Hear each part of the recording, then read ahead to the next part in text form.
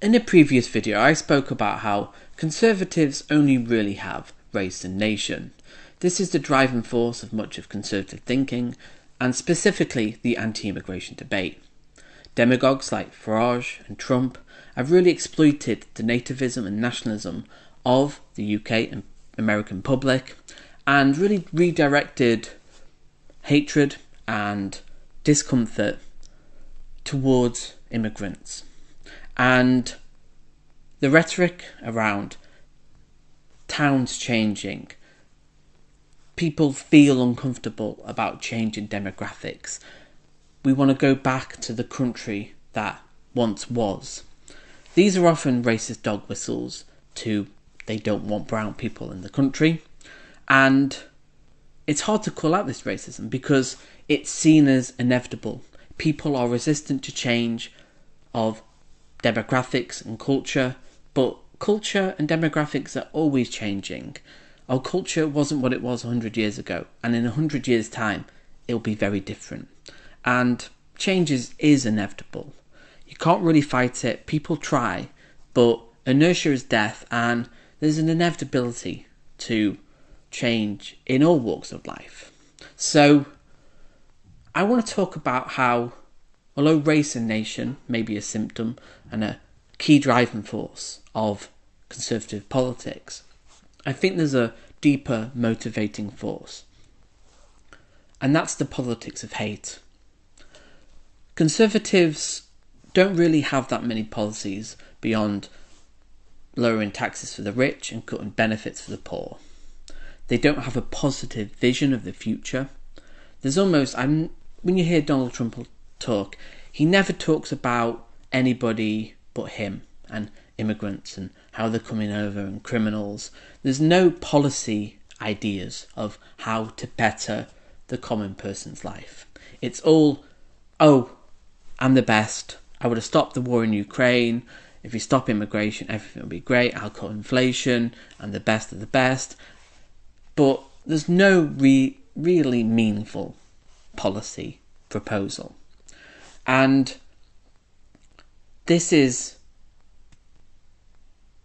because there is no policy there. That's why the culture war has been driven by the right, because they don't have any policies. So they've got to stir up hate of trans people, of immigrants, and this all comes from hate. It's not a view that people should get along, that people should live and let live, people should have freedom to associate with who they want to, and people should be able to just get on with their lives, and that politics should be about bettering people's lives and coming up with policies that help the most amount of people possible.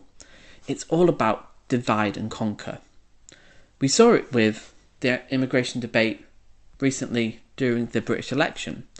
It was all about stop the boat, not about how we can bring people together and how we can bring immigrants and people who have lived here their whole lives, people who are born here, people who come over here to work. It's all about division. And when you call out this division, you're the one apparently being divisive. No, that's not how it works. If someone's being abusive in a relationship, they're being violent, they're gaslighting, they're being horrible, you don't blame the person calling out the abuse. But that's what a lot of conservatives do. They do victim blame, be it people who have been raped, people who have been victims of racism. They victim blame. And when they're the victims, wow, God, you soon know about it when they're victims of violence. But they lack that empathy. And much of hatred comes from a lack of empathy. And they really do see the race and gender thing as a zero-sum game. They see that the idea that, especially in the UK and America, the UK has to be a white majority. We have to be in power, we have to have more influence, and they see it as a zero-sum game that either white people are in power or black people or brown people, majority. It's either men are in power or women. Whereas really, it benefits everybody that the power is shared around. Why should one specific demographic just have all the power? because it doesn't benefit anybody. Sharing the wealth specifically benefits everybody. Actually, in an unequal country, economically, rich people are victims of crime.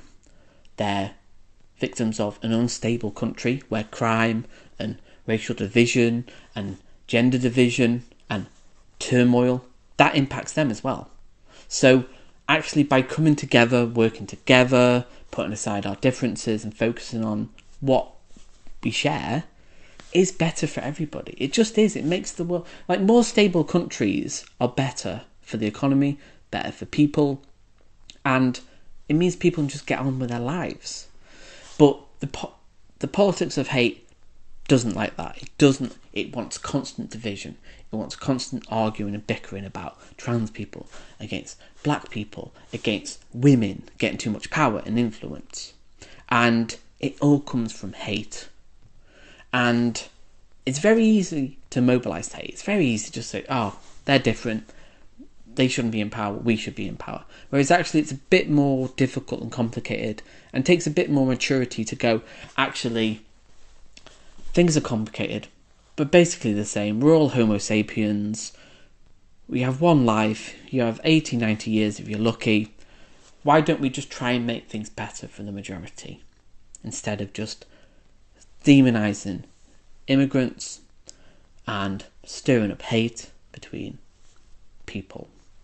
Because the people, conservatives, often, and this has been proven scientifically, they have a heightened fear response.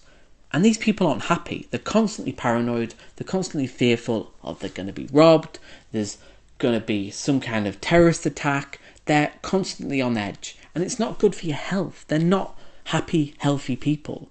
By constantly being worried about how the other is going to come for you, they're coming for your children, the transes are coming for your children, the immigrants are going to steal a job and sully your towns. There's no way to live. Conservative people are not happy. They're the most miserable, whiny people you'll ever meet. They can't just live and let live. They can't just get on with their lives. They have to be hateful towards others. And of course they'll be in denial about this, like, oh, I don't hate immigrants. Okay, well, if you don't, I want to pose a question to the audience. Would you be happy with white people in 100 years or so, maybe a bit longer, being the ethnic minority? Because if you're not really bothered about that, if you're happy with that, like I am, I don't really care if the white majority become the minority in 100, 500 years. But if you do care about that, I want to ask why. Why do you care about white people being the majority in the UK? Because I don't care. I don't really care about race. So why would I care about whites being the majority? It doesn't mean anything to me. So I want to pose that question. Why is that such a problem? Why can't the UK be a brown majority? Because if you believe that, you are racist inherently, because you are saying, I don't want brown people to be a majority. And if you don't, I want to ask why. Why is that the case? Because it's not inevitable that the UK is a white majority. Who even care? If you don't care about race, why would you care about it being whatever skin tone it is? You shouldn't care. So comment below and I'll see you in the next video.